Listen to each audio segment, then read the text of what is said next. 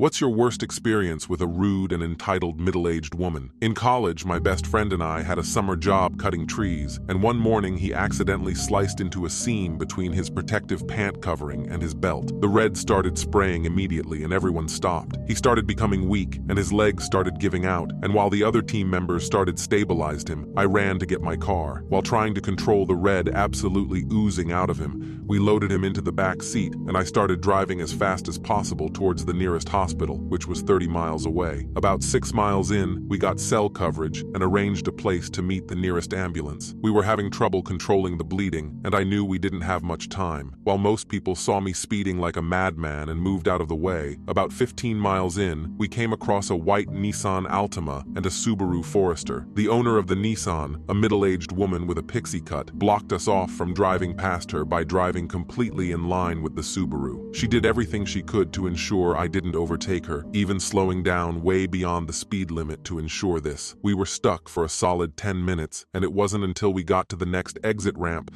that I was able to pass on the inside and get by. One of the guys actually threw his red-covered t-shirt out the window as we passed and hung out to give that Karen a wave. He, like all of us, was covered in blood. The t-shirt landed midway up the hood of the Nissan, leaving a streak as it slid up and over the windshield. 5 miles until the hospital, we were joined by a state trooper who matched our speed and helped clear the way to the ambulance, waiting a further 2 miles down the road. By that point, the bleeding had slowed, and my friend had a very weak pulse. The ambulance crew was ready and waiting, and transferred him within seconds of our arrival. I jumped into the ambulance, and we all took off. While I was in the ambulance, my friends were at the side of the road explaining the situation to a police officer when the Nissan from earlier showed up. She stopped what she was doing, got out of the car, and approached the officer from an angle that she couldn't see the blood-soaked guys. She was shouting about dangerous driving. The officer immediately brought her around to look at the inside of my car, which was soaked in red, and then pointed to the other 2 guys who were covered in red from head to toe. She freaked out right away, yelling at the officer that she was squeamish and that she didn't want to look at that disgusting mess. The officer disregarded her and explained that there was a medical emergency, then asked her if what we had said about her impeding the flow of traffic was correct. He cited her for a number of things, including unnecessarily slow driving